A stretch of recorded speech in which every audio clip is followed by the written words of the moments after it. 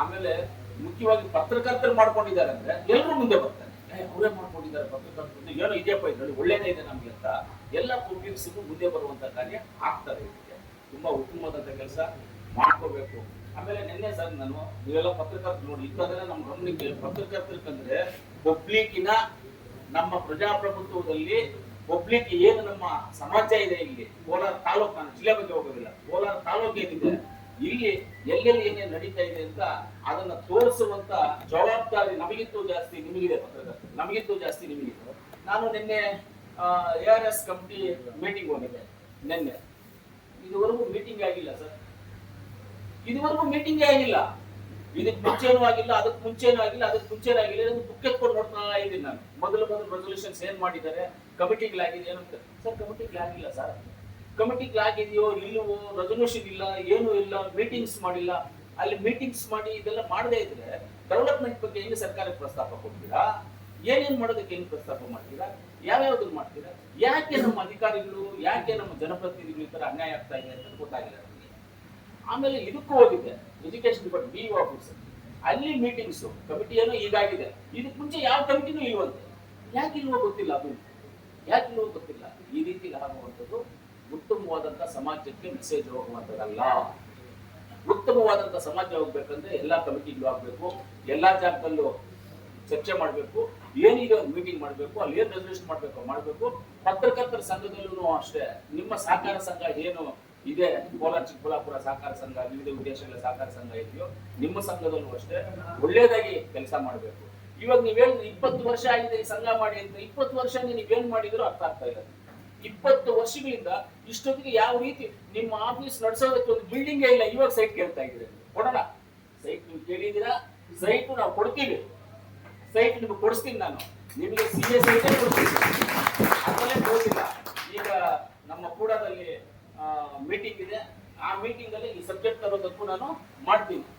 ಈ ಸಬ್ಜೆಕ್ಟ್ ಅನ್ನ ಅದೇ ಕೊಟ್ಟಿದ್ದೀರ ನೀವು, ಆ ಸಬ್ಜೆಕ್ಟ್ ಅಲ್ಲಿ ತರಕ್ ಹೇಳ್ತೀನಿ ನಾನು. ಸಬ್ಜೆಕ್ಟ್ ತರಕ್ಕೆ ಅದನ್ನ ಅಪ್ಲೋಡ್ ಮಾಡ್ತೀವಿ.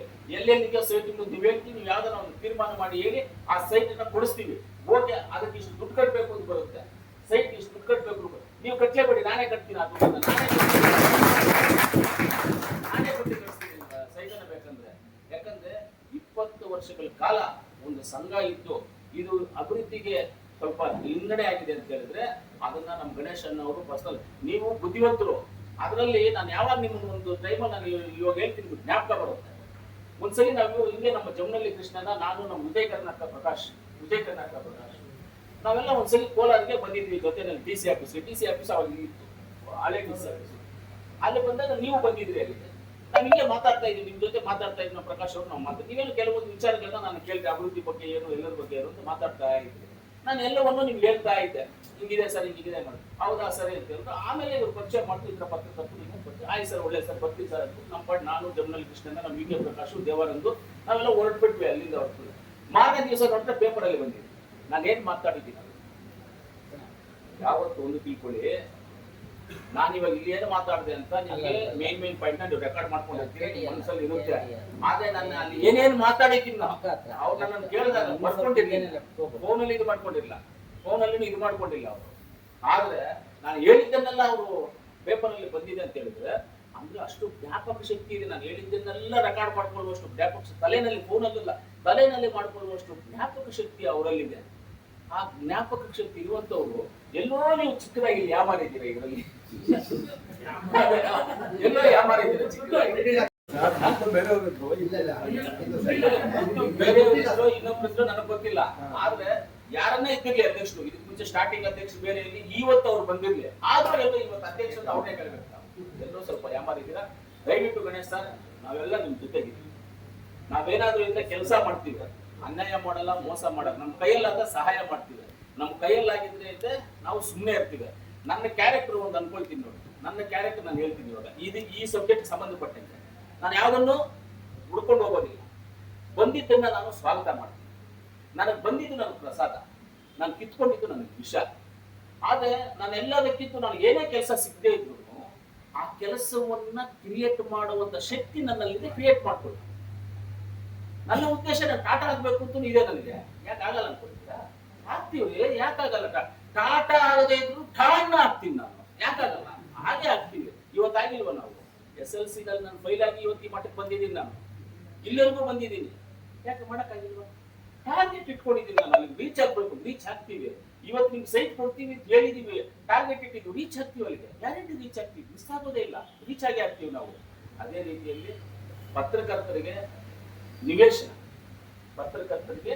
ನಿವೇಶನಗಳು ಖಂಡಿತವಾಗ್ಲೂ ನೀವು ಅರ್ಜಿ ಕೊಟ್ರೆ ಹೆಂಗೆ ಯಾವ ಬೇಸಸ್ ಮೇಲೆ ಕೊಡಕ್ಕಾಗುತ್ತೆ ಅಂತ ನಾನು ಇನ್ನ ತಿಳ್ಕೊಂಡಿಲ್ಲ. ಓಕೆ, ವಿವಿಧ ಉದ್ದೇಶ ಸಹಕಾರ ಸಂಘಕ್ಕೆ ಕೊಡಕ್ಕಾಗುತ್ತಾ, ಇಲ್ಲ ಪತ್ರಕರ್ತರ ಸಂಘಕ್ಕೆ ಕೊಡಕ್ಕಾಗುತ್ತಾ, ಇಲ್ಲ ಪತ್ರಕರ್ತರ ಗೃಹ ನಿರ್ಮಾಣ ಮಂಡಳಿ ಏನಾದ್ರು ಸಂಘ ಮಾಡಿ ಏನಾದ್ರು ಮಾಡ್ಬೇಕಾಗ್ತದ, ಯಾವ್ದು ಕೊಡ್ಬೇಕಾಗ್ತದೆ ಇನ್ನ ಗೊತ್ತಿಲ್ಲ ನನಗೆ. ಆದ್ರೆ ಕೊಡುವಂತದನ್ನ ಮಾಡ್ಕೊಡ್ತೀವಿ, ಖಂಡಿತವಾಗ್ಲೂ ನೀವು ಮಾಡ್ಕೊಡುವಂತ ಜವಾಬ್ದಾರಿಯನ್ನು ಮಾಡಿದ್ರೆ. ಅಕ್ಕಪಕ್ಕದಲ್ಲಿ ಗೌರವ ನಿಯರೆಸ್ಟಲ್ಲಿ ಎಲ್ಲಾದ್ರೂ ಜಾಗ ನೋಡಿ ನಿಮಗೆ ಆ ಜಾಗವನ್ನು ಕೊಟ್ಟು ಅದನ್ನ ಸರ್ಕಾರದಿಂದ ಏನಾದ್ರು ಪ್ರಾವಧಾನ ಆಶ್ರಯ ಸಮಿತಿಯಿಂದ ಲೇಔಟ್ ಫಾರ್ಮೇಶನ್ ಮಾಡಿ ಅದರಲ್ಲಿ ಸೈಟ್ಗಳು ಕೊಡುವಂತ ಕೆಲಸವನ್ನು ಮಾಡ್ತೀವಿ. ಆಮೇಲೆ ನೀವು ಮನೆಗಳು ಕಟ್ಟುವಾಗ ನೀವು ಲೋನ್ ಮಾಡ್ಕೊಂಡು ನಮಗೆ ಕಟ್ಕೋಬಹುದು. ಕೆಲವರು ಅವರು ಸ್ವಂತವಾಗಿ ಕಟ್ಕೊಳ್ಳುವಂತ ಶಕ್ತಿ ಇರೋರು ಇದ್ದಾರೆ, ಹಂಗೆ ಖಂಡಿತವಾಗಿ ನಿಮ್ಗೆ ಕೊಡ್ತೀವಿ ಸರ್.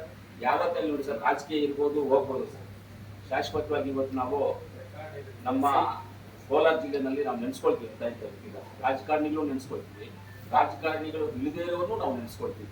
ಇವತ್ತು ರಾಜಕಾರಣಿಗಳು ನಾವು ನೆನೆಸ್ಕೊಳ್ತೀವಿ ಅಂದ್ರೆ ಟಿ ಚೆನ್ನೈನವ್ರನ್ನ ನೆನೆಸ್ಕೊಳ್ತೀವಿ, ಕರೆಕ್ಟ್ ಆಗಿ ಟಿ ಚೆನ್ನೈನವ್ರನ್ನ ನೆನೆಸ್ಕೊಳ್ತೀವಿ, ಎಂ ವಿ ಕೃಷ್ಣಪ್ಪನವ್ರನ್ನ ನೆನೆಸ್ಕೊಳ್ತೀವಿ, ಲತೀಫ್ ಸಾಬ್ ಅವರನ್ನ ನೆನೆಸ್ಕೊಳ್ತೀವಿ. ಆಮೇಲೆ ಮೊನ್ನೆ ಶ್ರೀನಿವಾಸಯ್ಯನವ್ರು ಮೊನ್ನೆ ನಾವು ಸನ್ಮಾನ ಮಾಡ್ತೀವಿ. ಇವೆಲ್ಲ ಪತ್ರಕರ್ತರು ಬಂದಿದ್ದು ಸನ್ಮಾನ ಮಾಡಿ, ಮಹಿಳಾ ಕಾಲೇಜು ಇಲ್ಲಿ ಸ್ಥಾಪನೆ ಮಾಡಿರೋದು ಅವರೇ, ಅವ್ರ MLA ಇದ್ದಾಗ. ಅವರೆಲ್ಲ ದೇವ್ರು. ಶ್ರೀನಿವಾಸಯ್ಯನವ್ರ ಪಾದಗಳು ಪೂಜೆ ಮಾಡ್ಬೇಕು. ಇವತ್ತು 3283 ಮಕ್ಕಳೇನಾದ್ರೂ ಅಲ್ಲಿ ಓದ್ತಾ ಇದಾರೆ ಅಂದ್ರೆ ಕಾರಣ ಶ್ರೀನಿವಾಸಯ್ಯನವರು. ಆವತ್ತು ಆ ಮುಂದಿನ ಆಲೋಚನೆಗಳು ಅವ್ರಿಗಿದೆ ನೋಡಿ, ಮುಂದಿನ ಆಲೋಚನೆಗಳಿದೆ. ಇವತ್ತು ಇಂದಿರಾನಗರ ಇದೆಯಲ್ಲ, ಇಂದಿರಾನಗರ ಲೇಔಟ್ ಇದೆಯಲ್ಲ, ಎಷ್ಟು ದೊಡ್ಡ 100 ಫೀಟ್ ರೋಡು, 80 ಫೀಟ್ ರೋಡು, ಒಳಗಡೆ ಎಲ್ಲ 60 ಫೀಟ್ ರೋಡ್ಗಳು. ಯಾವತ್ತು ನಮ್ಮ BDL ಇದ್ದಿದ್ದ ಅವತ್ತೇನು BDA ಇರಲಿಲ್ಲ, BDA ಡೆವಲಪ್ಮೆಂಟ್. ಇವತ್ತು ಬೆಂಗಳೂರು ಡೆವಲಪ್ಮೆಂಟ್ ಆಗ್ತಾ ಇರ್ತಿಲ್ಲ, ಮುಂಚೆ ಏನೋ ಇನ್ನೊಂದಿತ್ತು, CD ಏನೋ PC ಏನೋ ಯಾವ್ದೋ ಒಂದು ಇತ್ತು ಅಂತ. ಆವಾಗ ನಮ್ಮ ಟಿ ಚೆನ್ನೈನವರೇ ಅದಕ್ಕೆ ಅಧ್ಯಕ್ಷರು. ಇಂದಿರಾನಗರ ಮಾಡಿರೋದು ಅವರೇ, ಈ ಗಾಂಧಿನಗರ ಅವರೇ ಮಾಡಿರೋದು. ಅಷ್ಟೇ, ಅದಕ್ಕೆ ಅಷ್ಟು ದೊಡ್ಡ ರೋಡ್ಗಳಿರೋದು. ಆವತ್ತು ಅವ್ರ ಯೋಚನೆಗಳೆಲ್ಲ ಇನ್ನ ಮುಂದಿನ 100 ವರ್ಷ ಯೋಚನೆಗಳಿತ್ತು ಅವ್ರದೆಲ್ಲ. ಇವತ್ತು ನಮ್ದು ಹಿಂದಿನ 20 ವರ್ಷದ ಯೋಚನೆಗಳಲ್ಲೇ ಇದೀವಿ. ನಾವು ಮುಂದಕ್ಕಿಲ್ಲ, ಹಿಂದಕ್ಕೆ ಆಗ್ತಾ ಇದ್ವಿ, ಹಿಂದಕ್ಕೆ ಯೋಚನೆಗಳು ಮಾಡ್ತಾ ಇದ್ದೀವಿ. ಆ ರೀತಿ ಲಾಭ ಖಂಡಿತವಾಗ್ಲೂ ಸರ್. ಆಮೇಲೆ ನಮ್ಮ ಚಂದ್ರೂರು ಅಷ್ಟೇ, ನೀವು ಖಂಡಿತವಾಗ್ಲೂ ಜಾಗವನ್ನು ಮಾಡ್ಕೊಡ್ತೀವಿ, ಅದ್ರಲ್ಲಿ ಯಾವ್ದು ಡೌಟ್ ಇಲ್ಲ. ನಿಮ್ಗೆ CA ಸೈಟು ಕೊಡಿಸ್ತೀವಿ, ಪತ್ರಕರ್ತರು ಕೊಡಿಸೋದ್ರಲ್ಲಿ ತಪ್ಪೇನಿಲ್ಲ, ಪತ್ರಕರ್ತರಿಗೆ ಮಾಡೋದ್ರಲ್ಲಿ ತಪ್ಪೇನಿಲ್ಲ. ಖಂಡಿತವಾಗ್ಲೂ ಪತ್ರಕರ್ತರಿಂದ ಇವಾಗ ಹೇಳ್ತಾ ಇದ್ವಿ ಇಷ್ಟೊತ್ತು 90% ಸಂಬಳ ಇಲ್ಲದೆ ಇರುವಂತ ಪತ್ರಕರ್ತರು, ಅಂದ್ರೆ ಗೌರವಧನ ಇಲ್ಲದೆ ಇರುವಂತ ಪತ್ರಕರ್ತರು ಎಲ್ಲೋ ಒಂದು 10% ಇರ್ತಾರೆ. ಪತ್ರಕರ್ತರು ಅಂದ್ರೆ ಅವರು ಡೈಲಿ ಬಂದ್ಬಿಟ್ಟು ಒಂದು 5-6 ಜನರಿಗೆ ಮಾತಾಡ್ಬೇಕು, 5-6 ನ್ಯೂಸ್ ಮಾಡ್ಬೇಕು, ಅಲ್ಲಿ ಪೊಲೀಸ್ ಸ್ಟೇಷನ್ ಇಲ್ಲೇನಾಯ್ತು ಅಲ್ಲೇನಾಯ್ತು ಯಾವ ಮೆಸೇಜ್ಗಳು ಬಂದು ಕಾಯ್ತಾ ಇರಬೇಕು. ಆ ಮೆಸೇಜ್ಗಳು ಕಲೆಕ್ಟ್ ಮಾಡುವಂತದ್ದೇ. ನಿಮ್ಮನ್ನು ಸುಮ್ಮನೆ ಬಂದು ಕೂತ್ಕೊಂಡಿದ್ರೆ ನಿಮ್ ಕೈಯಲ್ಲಿ ಆಗಲ್ಲ, ಇರೋದಕ್ಕೆ ಆಗೋದಿಲ್ಲ. ಏನೋ ಬೇರೆ ಕೆಲಸ ಮಾಡಿದ್ರು ಇರೋಕ್ಕಾಗೋದಿಲ್ಲ ಪತ್ರಕರ್ತರ ಕೈಯಲ್ಲಿ. ಆತರ ಪತ್ರಕರ್ತರು ಹೋದ್ರೆ ಅದರಿಂದ ನಿಮ್ಮೆಲ್ಲರ ಸಹಕಾರಕ್ಕೆ ನಾವು ಇದ್ದೇ ಇರ್ತೀವಿ.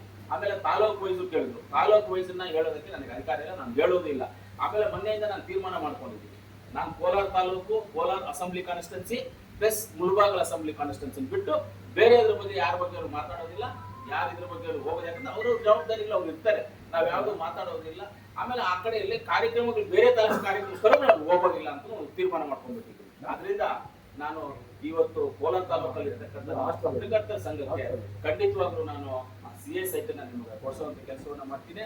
ಆಮೇಲೆ ನಮ್ಮ ಏನು ಆಶ್ರಯ ಸಮಿತಿಯಿಂದನೋ ಇಲ್ಲ ಅಂತ ಹೇಳಿದ್ರೆ ನಮ್ಮ DC ಅವ್ರಿಗೆ ಹೇಳಿ ತಹಸೀಲ್ದಾರ್ಗೆ ಜಾಗವನ್ನು ಪತ್ತೆ ಮಾಡಿ ನಿಮಗೆ ಜಾಗವನ್ನು ಕೊಡುವಂತ ಕೆಲಸವನ್ನ ಮಾಡುವಂತ ಜವಾಬ್ದಾರಿ ನಾವು ತಗೊಂಡು ಮಾಡ್ಕೊಡ್ತೀವಿ, ಅತಿ ಶೀಘ್ರದಲ್ಲೇ ಮಾಡ್ಕೊಡ್ತೀವಿ ಅಂತ ಹೇಳ್ತಾ ಇವತ್ತು ಪತ್ರಕರ್ತರ ಸಂಘದಲ್ಲಿ ಮಾತಾಡ್ಲಿಕ್ಕೆ ಅವಕಾಶ ಮಾಡಿಕೊಟ್ಟು ನಿಮ್ಮೆಲ್ಲರ ಜೊತೆ ಸ್ವಲ್ಪ ಹೊತ್ತು ಮಾತಾಡ್ಲಿಕ್ಕೆ ನನಗೆ ಖುಷಿಯಾಗಿ ಅವಕಾಶ ಮಾಡಿಕೊಟ್ಟ ಆಮೇಲೆ ಪತ್ರಕರ್ತರ ಸಂಘದ ನಮ್ಮ ಚಂದ್ರ ಅವ್ರಿಗೂ, ನಮ್ಮ ಗಣೇಶನ್ ಅವ್ರಿಗೂ, ಮಿಕ್ಕಿದ ಎಲ್ಲಾ ಪತ್ರಕರ್ತರ ಸ್ನೇಹಿತರಿಗೂ, ಆಮೇಲೆ ಮಾಧ್ಯಮ ಮಿತ್ರರು ಅನ್ಬೇಕಾ,